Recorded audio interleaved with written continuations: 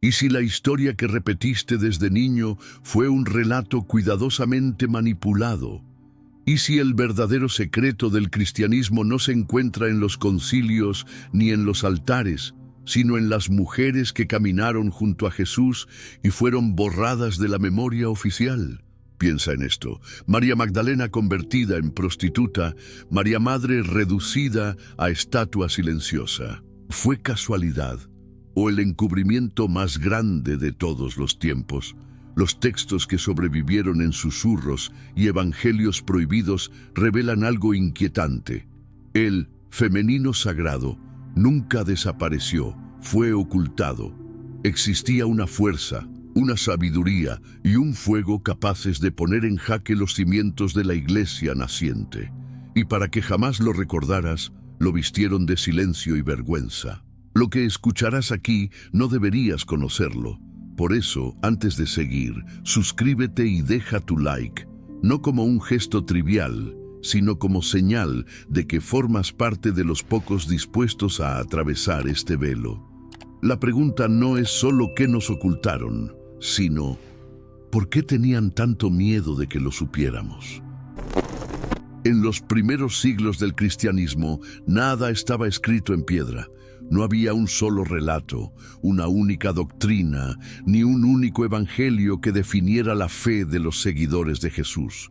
Al contrario, las comunidades se multiplicaban, cada una con sus propias visiones, rituales y textos sagrados. Era un mosaico vivo, lleno de diversidad, donde la figura de Cristo era entendida de maneras radicalmente distintas. Algunos lo veían como un maestro iluminado, otros como un profeta, otros como una encarnación del Logos eterno. Y en medio de esta diversidad había un elemento que después sería sistemáticamente borrado: la centralidad del femenino sagrado. Los textos que hoy llamamos apócrifos eran, en aquel tiempo, lecturas comunes en muchas comunidades. Evangelios como el de Tomás, el de Felipe, el de María Magdalena, el de los egipcios o el de Judas circulaban de mano en mano, ofreciendo interpretaciones que luego serían condenadas como herejías. Estos escritos hablaban de un Cristo mucho más íntimo, más humano y a la vez más divino, y presentaban a las mujeres no como espectadoras pasivas, sino como portadoras de un conocimiento profundo. El Evangelio de María Magdalena, por ejemplo, revela una escena perturbadora para la ortodoxia posterior. Los discípulos, confundidos tras la partida de Jesús, buscan respuestas. Pedro y Andrés cuestionan la autoridad de Magdalena, incapaces de aceptar que una mujer haya recibido revelaciones secretas del Maestro. Pero ella habla con firmeza, transmitiendo enseñanzas que no aparecen en los evangelios canónicos. Su figura aparece como apóstol de los apóstoles, aquella que comprende lo que los demás no alcanzan. ¿Por qué entonces fue reducida a la caricatura de una pecadora arrepentida? La respuesta es clara: porque su voz representaba una amenaza. Una mujer reconocida como maestra, como iniciada, como heredera directa de la sabiduría de Cristo, habría quebrado la lógica patriarcal sobre la cual se construyó la Iglesia. No se trataba solo de misoginia cultural, sino de estrategia política. Un movimiento liderado por hombres no podía tolerar que el rostro visible del conocimiento divino fuera femenino, y así, lo que no podían borrar de los textos lo distorsionaron en la memoria colectiva. Algo similar sucedió con María, la madre de Jesús. En los primeros siglos, muchas comunidades la veneraban no solo como madre biológica, sino como símbolo de receptividad sagrada, como sacerdotisa que encarnaba el misterio del Logos en la materia. En tradiciones ligadas a los esenios y a corrientes místicas judías, el silencio de María no era ausencia, sino poder. Era la gestación consciente del misterio divino. Sin embargo, con el paso de los concilios y la institucionalización de la Iglesia, su imagen fue domesticada. De mujer iniciada pasó a ser ícono de obediencia y docilidad. Una estatua pura, pero muda, La pregunta se impone: ¿qué temían tanto los padres de la Iglesia? La respuesta se encuentra en el contexto histórico. A medida que Roma adoptaba el cristianismo como religión oficial en el siglo IV, la diversidad debía ser eliminada.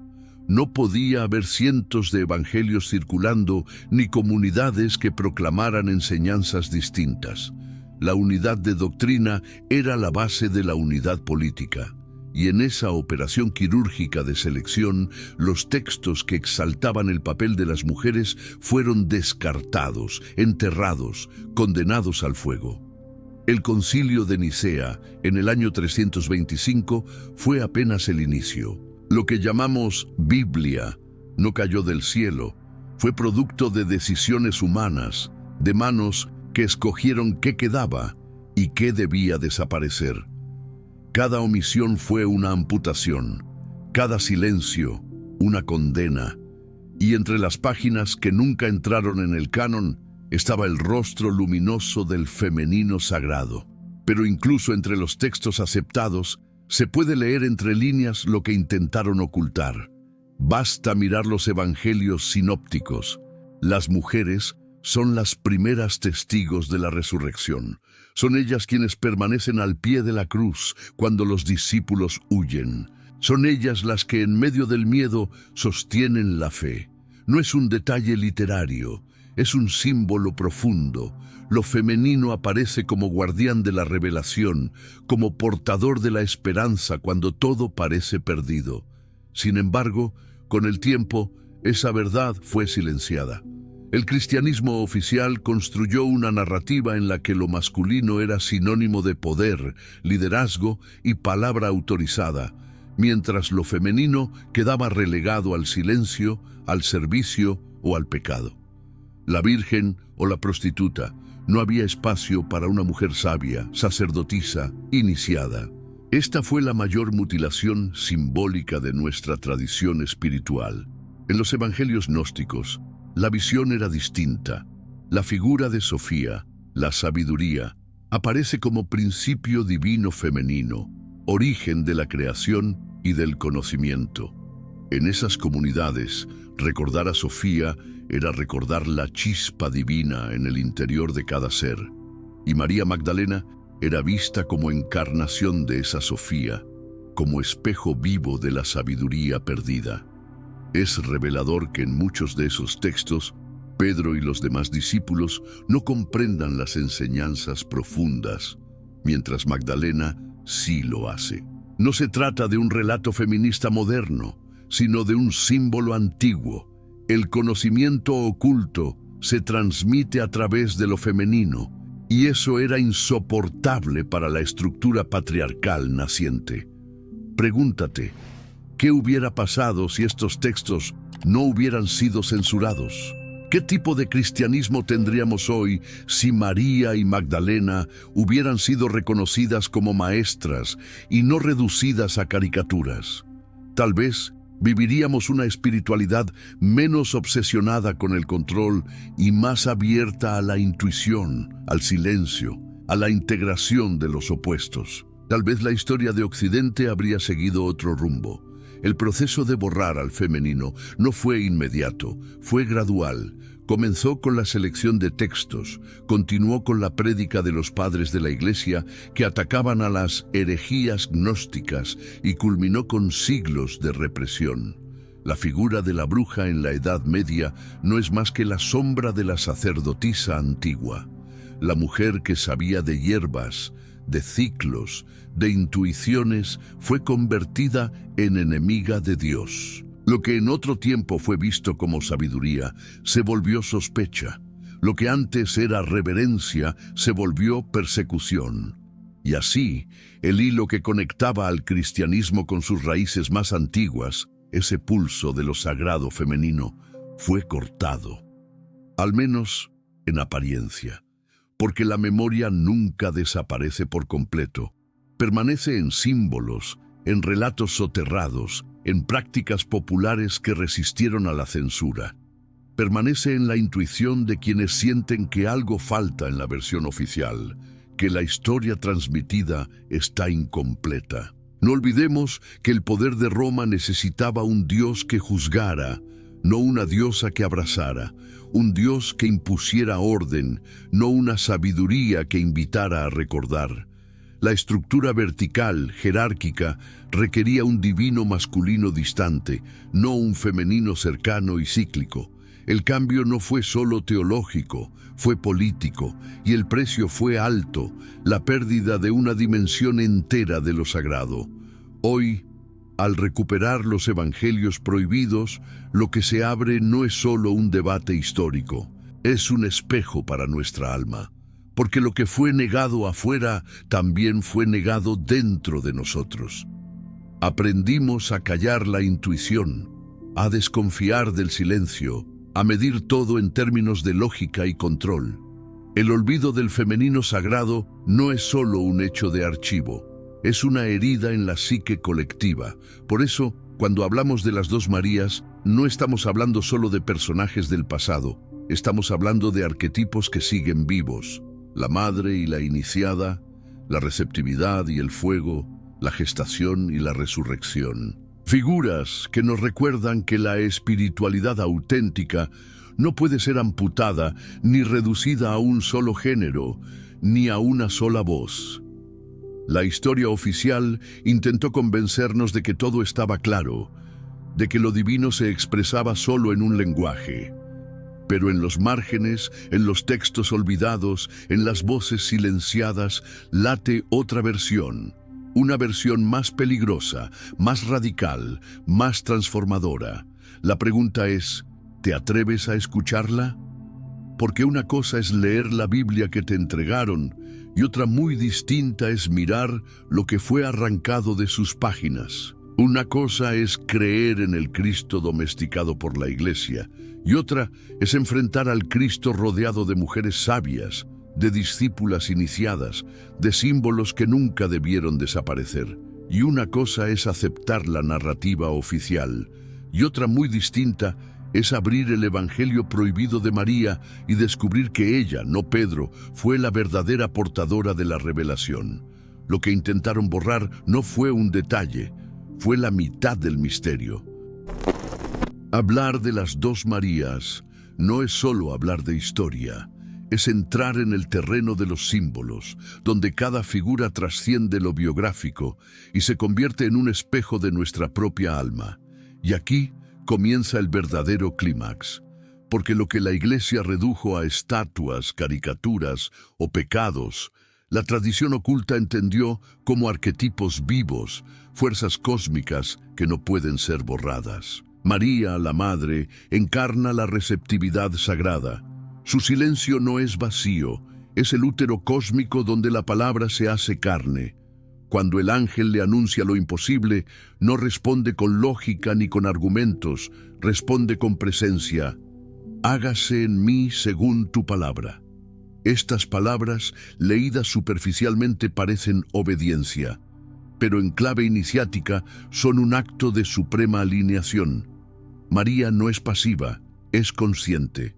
Ella se convierte en el templo vivo donde lo divino se manifiesta en la materia, no como un recipiente vacío, sino como sacerdotisa que entiende que la verdadera fuerza no siempre grita, sino que a veces susurra. En la tradición mística judía, especialmente en corrientes como la cábala temprana, el silencio era visto como una de las formas más altas de sabiduría. No era ausencia de sonido, sino presencia de lo eterno. María, bajo esta luz, no es la madre obediente que nos enseñaron, sino la gran iniciada que guardó en su interior el misterio más grande de todos, el Logos encarnado. Su útero no fue solo biología, fue alquimia espiritual. Al otro lado del círculo está María Magdalena. Si la madre es la gestación, Magdalena es el fuego. Ella no es silencio, sino revelación. No es receptividad, sino transformación. Donde la madre encarna la profundidad, Magdalena representa la pasión que despierta. En los textos gnósticos, ella no aparece como una discípula cualquiera. es la que comprende lo que los demás no alcanzan, la que interpreta los símbolos, la que sostiene la fe cuando todos los demás se derrumban. ¿Recuerdas lo que dice el Evangelio de Felipe? Allí Magdalena aparece como la compañera de Jesús, aquella que conocía su misterio en un nivel más íntimo que nadie. Esa palabra, compañera, fue una bomba para los primeros censores. ¿Qué significaba realmente? ¿Amante? ¿Esposa? ¿Discípula iniciada? La ambigüedad era insoportable, porque cualquiera de esas opciones implicaba un vínculo demasiado fuerte, demasiado igualitario, demasiado peligroso para la estructura patriarcal. Y por eso fue difamada, convertida en prostituta arrepentida, pero en la visión oculta, Magdalena es la iniciada por excelencia, es la que entiende que seguir a Jesús no era obedecerlo como a un jefe, sino resonar con él como con un espejo del alma. Donde otros escuchaban parábolas y se confundían, ella comprendía en silencio. Donde otros huían de la cruz, ella permaneció. Donde otros dudaron de la resurrección, ella fue la primera en verlo. Y aún nos atrevemos a llamarla pecadora. Aquí surge la revelación central. María Madre y María Magdalena no son dos figuras separadas, son dos polos de un mismo misterio. La receptividad y el fuego, el silencio y la palabra, la gestación y la resurrección. Juntas forman el círculo del femenino sagrado. Separarlas fue la mayor mutilación espiritual de nuestra tradición. Porque al exaltar a una como virgen pura y silenciar a la otra como pecadora arrepentida, se nos robó la totalidad. En términos arquetípicos, María Madre es la Gran Madre, presente en múltiples culturas: Isis en Egipto, Shakti en la India, Sofía en el cristianismo gnóstico. Ella es el vientre del universo, la matriz donde todo nace. Magdalena es la amante iniciada, el fuego de Inanna en Mesopotamia, la Shekinah que desciende para transformar lo humano en divino. Ambas son expresiones de la misma fuerza, la sabiduría femenina, que no es género, sino energía viva. Pero, ¿qué hizo la Iglesia oficial? Exaltó a la madre como estatua muda y condenó al amante como pecadora, y al hacerlo despojó al cristianismo de su integridad. Nos dejó una espiritualidad mutilada, donde lo femenino fue reducido a obediencia o pecado, sin lugar para la sabiduría ni para la pasión transformadora. El resultado: generaciones enteras crecieron temiendo a su propio fuego interior, desconfiando de su intuición, reprimiendo su sensualidad espiritual. Imagina por un momento lo que habría significado un cristianismo que reconociera a ambas Marías en su plenitud. Un Cristo rodeado no solo de discípulos varones, sino de maestras femeninas que encarnaban la totalidad del misterio. Una comunidad donde la sabiduría no se midiera por dogmas, sino por la capacidad de gestar y transformar. Esa posibilidad existió. Estuvo allí, en los evangelios gnósticos, en las comunidades heréticas, en los símbolos que sobrevivieron en la sombra. Pero la historia oficial nos robó esa visión. Y aquí está el clímax. Lo que llamamos fe verdadera fue construido sobre un recorte. Lo que creemos universal fue, en realidad, una amputación. Y lo que llamamos herejía tal vez fue la forma más pura del mensaje original. Pregúntate, ¿por qué temían tanto a las mujeres iniciadas? Porque su sola presencia invertía los valores del poder. En un mundo donde Roma necesitaba jerarquías rígidas, un círculo de mujeres sabias, capaces de interpretar visiones, soñar revelaciones y sostener comunidades, era un peligro. La Iglesia necesitaba tronos, no úteros, dogmas, no intuiciones, leyes, no silencios. El resultado fue una inversión de símbolos. El silencio de María Madre, que era iniciación, fue interpretado como obediencia. El fuego de Magdalena, que era sabiduría, fue interpretado como pecado. La unión de ambas, que era totalidad, fue fragmentada en extremos irreconciliables, y así lo que debió ser círculo se convirtió en cruz. Este es el momento en que los valores se invierten.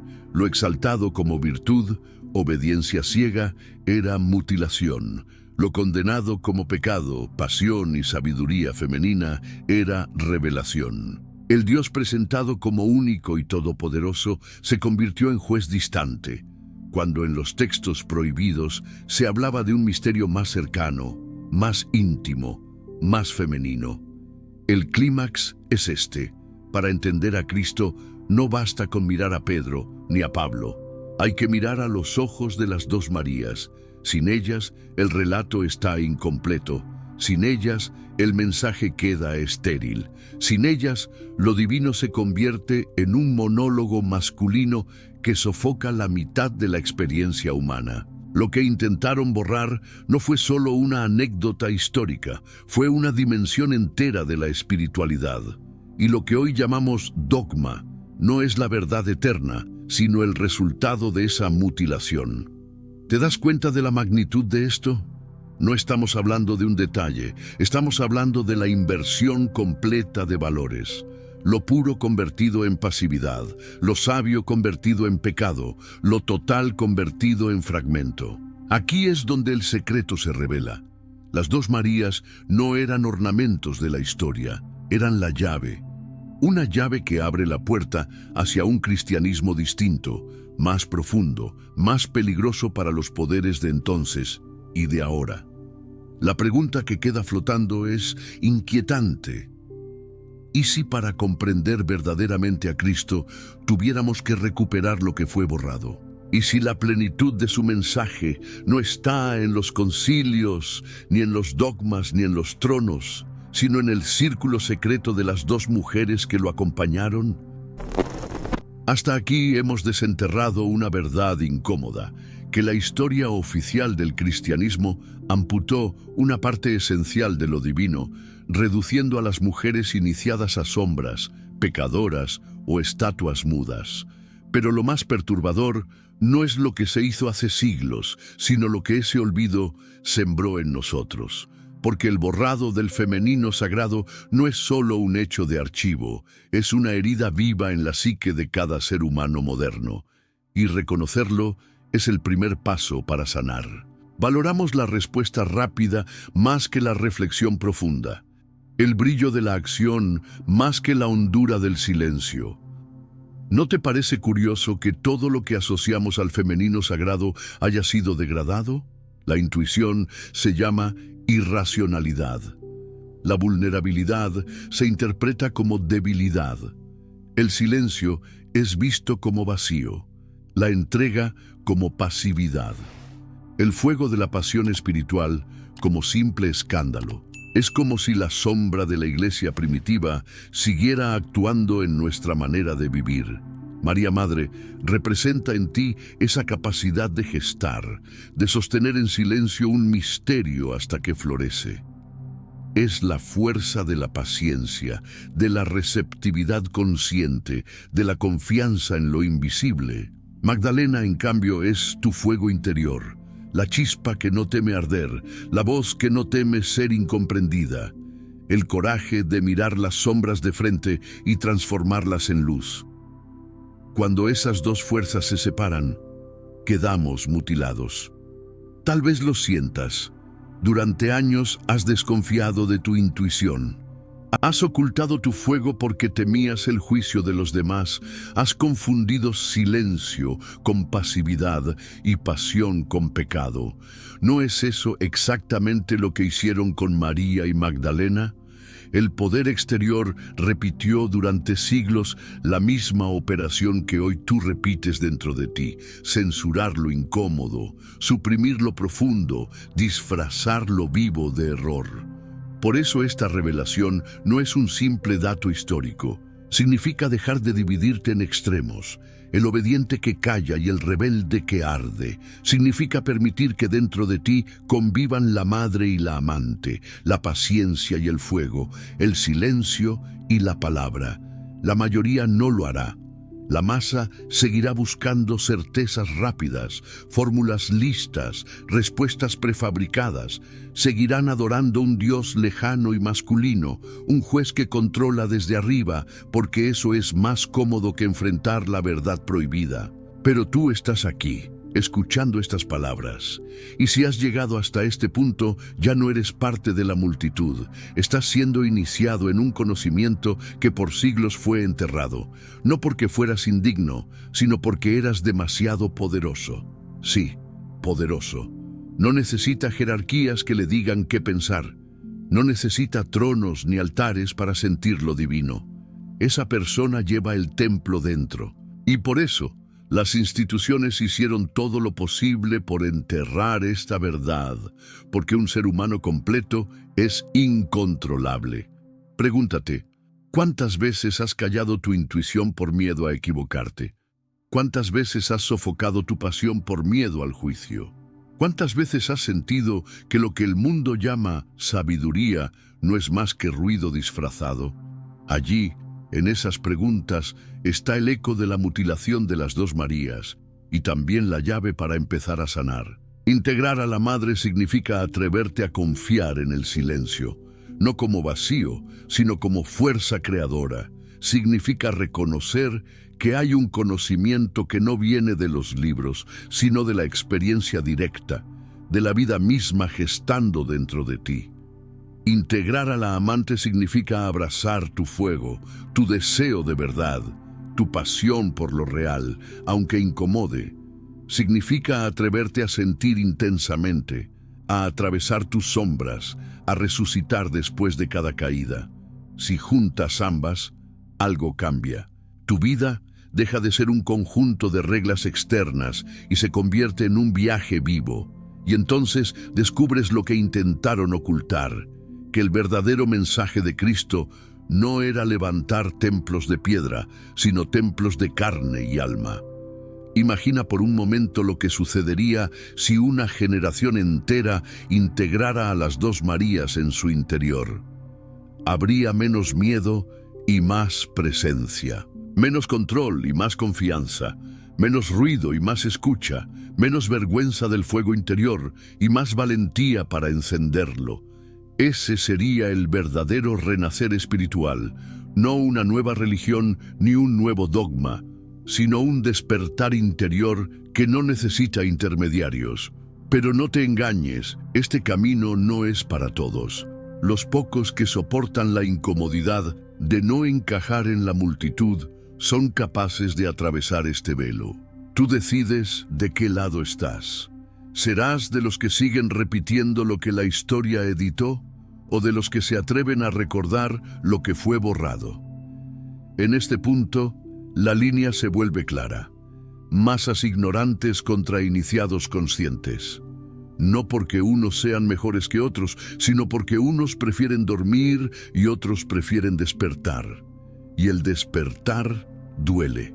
Implica perder seguridades, atravesar sombras, sentir el fuego, pero también implica libertad. Las prácticas que recuperan este recuerdo no son complicadas ni exclusivas. Están a tu alcance. La meditación silenciosa, donde aprendes a confiar en el vacío fértil. La contemplación de los ciclos de la naturaleza, donde redescubres que lo divino siempre estuvo allí, latiendo con la luna y el río. La lectura de textos prohibidos, no como arqueología, sino como espejos de tu propia alma. Todo eso son llaves para abrir lo que estaba enterrado. Teme al silencio porque no puede controlarlo. Teme al fuego porque no puede sofocarlo. Teme al individuo que ya no necesita obedecer ciegamente. Por eso este camino es selecto, no porque excluya, sino porque pocos se atreven a recorrerlo. Piensa en lo que significaría vivir desde esa integridad.